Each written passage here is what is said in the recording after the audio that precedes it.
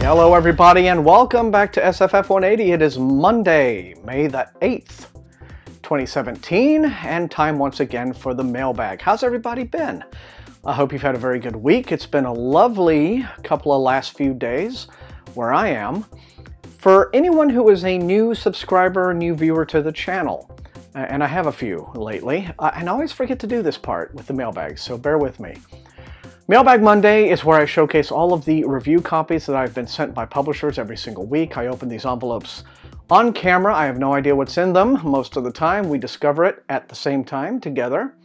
And then you let me know in the comments which of these books you want me to review most. So, I guess without any further ado, let me see. Do I have any announcements quickly?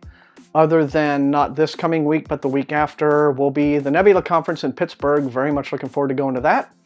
So I'll be reporting on that for you guys, and otherwise, yeah. Good, average, decent, modest week this week, but who knows? May have some good surprises in it. So let's see what we got. Okay, and I guess I'm going to start with this one. This looks to be a pretty big, chunky Random Penguin package with what feels like a hardcover inside. And it is. You've already seen this here on the channel in ARC form, but this is the finished copy of Radiate by C.A. Higgins. This is the third and final volume in her Hard SF Lightless trilogy, which means, hooray, I can, like, read them all now. Anyway, this is like I said, a trilogy by, she's very young. She's like 25, and she's a PhD physics, student, right, in the process of getting her PhD, as it were. And it essentially says, Radiate explores the fate of Ivan, the mysterious revolutionary whose secrets lie at the heart of intergalactic revolution, and Ananke, the sentient spaceship who is learning what it means to be human, as it were. All right. So anyway, this comes out in hardcover from Del Rey Books on the 23rd of May. And is there anything else that I can tell you that isn't spoilery? I guess not. But anyway, this has been a pretty well thought of trilogy, as far as I can tell. And I'm looking forward to checking it out. So let me know in the comments what you think. But May 23rd... Let me check that, double check, yeah. May 23rd in hardcover from Del Rey. And moving on, we have a, wow. Yeah, Random Penguin with the humongous envelopes right now. Let's see what we have this time. Huh, all right, this looks kind of interesting. This is a book by an author named Rob Reed. It's called After On. And let's see, it comes out from Del Rey Books on August the 1st. I know of one earlier book by Robert Reed, but let's see what this is all about. Okay, it was called Year Zero. And let's see about what does this one have to say? Does this anything? Wow. It does. Oh, okay, some confusion. This is earlier galleys have appeared of this, earlier arcs, under a different title, Forever On. And then he decided to change the title, but they reassure us that the book is entirely the same. Well, like I said, August the 1st, and this has a sell sheet. It is just nothing but pull quotes from reviewers, but no actual indication of what this is all about, so I'm going to have to read this thing. The definitive novel of today's Silicon Valley, After On, flash captures. Is that like a new cool term? Not flash captures. Why not just say captures? Anyway, it flash captures, which I guess is better than regular capturing, our cultural and technological moment with up-to-the-instant savvy. Wow. Boy. Matters of privacy and government intrusion, post-Tinder romance, nihilistic terrorism, artificial, as opposed to, I guess, empathic terrorism, artificial consciousness, synthetic biology, and much more are tackled with authority and brash playfulness by New York Times bestselling author Rob Reed. I'm sorry, I mean, if the snark hits me, it hits me. It doesn't indicate anything about how I might feel regarding the book. Anyway, meet Flutter. Okay. Oh, cute. P-H-L-U-T-T-R. Flutter, a diabolically addictive new social network, and a villainous heroine enemy, and or bestie to millions. Flutter has ingested every fact and message ever sent to, from, or about her innumerable users. Her capabilities astound her makers, and they don't even know the tenth of it. But what's the purpose of this stunning creation? Is it a front for something even darker and more powerful than the NSA? A bid to create a trillion-dollar market by becoming the Uber X of sex? Or is it a reckless experiment that could spawn the digital equivalent of a middle school mean girl with enough charisma, dirt, and cunning to bend the entire planet to her will? Check, I mean, how much like pop culture is this blurb already name checking? Flutter has it in her to become the greatest gossip, flirt, or matchmaker in history, or she could cure cancer, bring back Seinfeld, then start a nuclear war. Whatever she does, it's not up to us. But a motley band of Silicon Valley entrepreneurs, venture capitalists, and engineers might be able to influence her. Okay. Hey, cool. I mean, it sounds like it could be, it sounds like it's a bit like Cory Doctorow doing his take on Black Mirror kind of thing. But who knows? Might be interesting. It's certainly epic in scope. Big fat book. But it's called After On. And it's all about Flutter. So, yeah, be careful with your private information if you install Flutter on your phone. But this comes out August the 1st in hardcover from Del Rey. Let me know in the comments. Okie dokie then. Moving on, we have a package from HarperCollins. Nice to see, from HarperCollins. What have we got? Oh, nice. This is one I've quite been looking forward to. In fact, this is one that I am already planning ahead for this year's Halloween coverage. This is a book called Black Mad Wheel. The author is Josh Malerman, and if that name rings a bell, it should, if you are a horror fan. A couple of years ago, Malerman released a stunning horror novel called Bird Box, and so this is his follow-up. Not a sequel, just his next book. Anyway, this comes out May the 23rd. In hardcover, it's described as a chilling novel about a group of musicians conscripted by the U.S. government to track down a source of a strange and debilitating sound. Part Heart of Darkness, part Lost, Josh Malerman's breathtaking new novel plunges us into the depths of psychological horror, where you can't always believe everything you hear.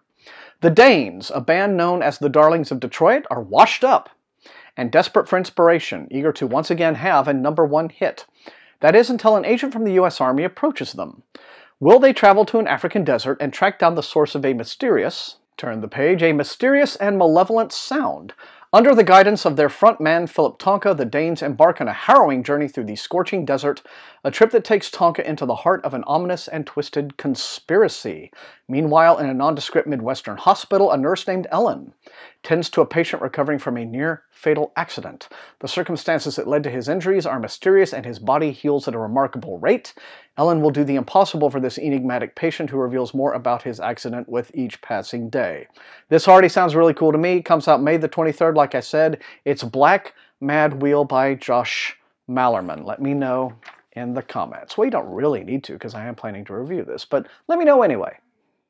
All right, moving on to more Random Penguin in these little gray envelopes. Okay, this is kind of cool, something new, something that I was not expecting, something that I hadn't heard any advanced buzz of any kind for, so I always love it when that happens in the mailbag.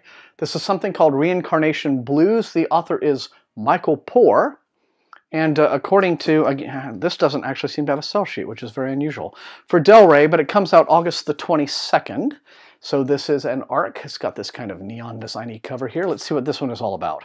First we live, then we die, and then we get another try. 10,000 tries to be exact. 10,000 lives to, quote, get it right. Answer all the big questions, achieve wisdom, and become one with everything. Milo has had 9,995 chances so far and has just 5 more lives to earn a place in the Cosmic Soul. If he doesn't make the cut, oblivion awaits. But all Milo really wants is to fall forever into the arms of death, or Susie, as he calls her. More than just his lover throughout his countless layovers in the afterlife, Susie is literally his reason for living, as he dives into one new existence after another, praying for the day he'll never have to leave her side again. But Reincarnation Blues is more than a great love story. Every journey from cradle to grave offers Milo more pieces of the great cosmic puzzle. If only he can piece them together in time to finally understand what it means to be part of something bigger than infinity.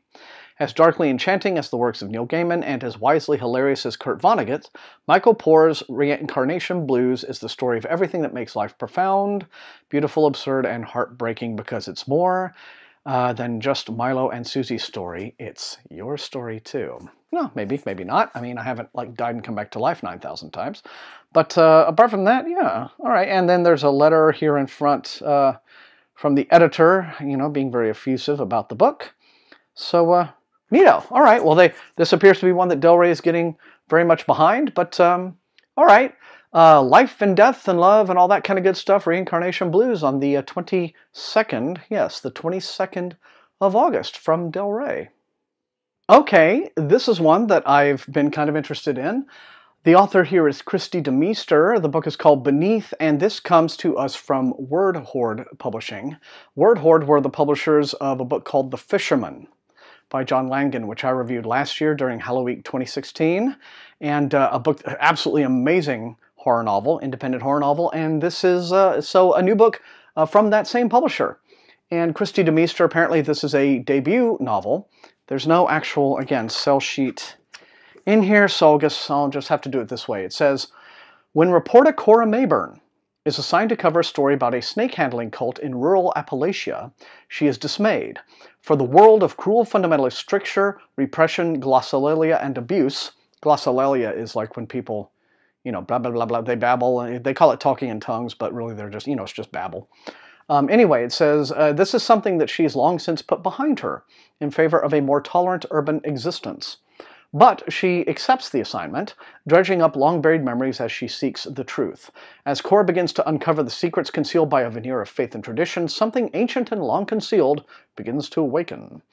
What secrets do the townsfolk know? What might the handsome young pastor be hiding? What will happen when occulted horrors rise to the surface, when pallid and forgotten things rise to reclaim the earth? Well, as anybody who's read their Lovecraft knows, nothing good happens when you have, you know, occulted horrors rising from deep beneath. But anyway, yeah, this looks like it could be interesting. I hope it is. And anyway, Christy DeMeester, I believe this is out now from Word Horde Publishing. Vacuum sealed envelopes that I hate. But anyway, this first one says it comes from the people at Hachette. So let's see what they've sent. Ooh, very nice. This comes from Amulet Press from Abrams. And it's the new novel by Frances Harding, who wrote The Lie Tree. And this is called A Face Like Glass. And it comes out tomorrow on the 9th from Amulet Books, like I said. This is really nice. It says, never before published in the U.S., this stunning book features an underground city with a sinister past, a collection of wealthy families vying for power, and an out-of-place girl yearning to escape into the sunlight. In the underground city of Caverna, the world's most skilled craftsmen toil in the darkness to create delicacies beyond compare, wines that remove memories, cheeses that make you hallucinate. Oh, lots of cheese does that. And perfumes that convince you to trust the wearer, even as they slit your throat. On the surface, the people of Caverna seem ordinary. Except for one thing, their faces are as blank as untouched snow. Expressions must be learned, and only the famous face-smiths can teach a person to express or fake joy, despair, or fear at a steep price. Into this dark and distrustful world comes Neverfell, a girl with no memory of her past and a face so terrifying to those around her that she must wear a mask at all times. Neverfell's expressions are as varied and dynamic as those of the most skilled face-smiths, except hers are entirely genuine. And that makes her very dangerous indeed. This already sounds so incredibly badass that I just might drop everything and dive right in. But yeah, A Face Like Glass. Somebody who knows how to do young adult fiction that's genuinely dark and interesting. But comes out tomorrow by Frances Harding. And that is it for this week on the mailbag. You know, not too many items, but all of them, I thought, or just about all of them, were incredibly cool, I thought. But anyway, let me know what you think in the comments. Light them up. Let me know which of these looks most interesting and exciting to you, what you want to see me prioritize for the review queue. And otherwise, if you enjoyed watching, leave a like, share the video, etc., and please sub. If you have not already done so, that is how SFF180 grows. Also, you can support the channel at its TeePublic store and at my Patreon. For $2 a month, folks get to join Wink's Army, where they get little perks like being able to see these mailbags one day early on Sunday. And so I want to thank all of those people who have been supportive, and those of you who are considering it, or just those of you who want to watch and sit back and enjoy. All of you are very, very important to me, and I appreciate all of you very much. And other than that, yeah. Until I see you guys next time, happy reading.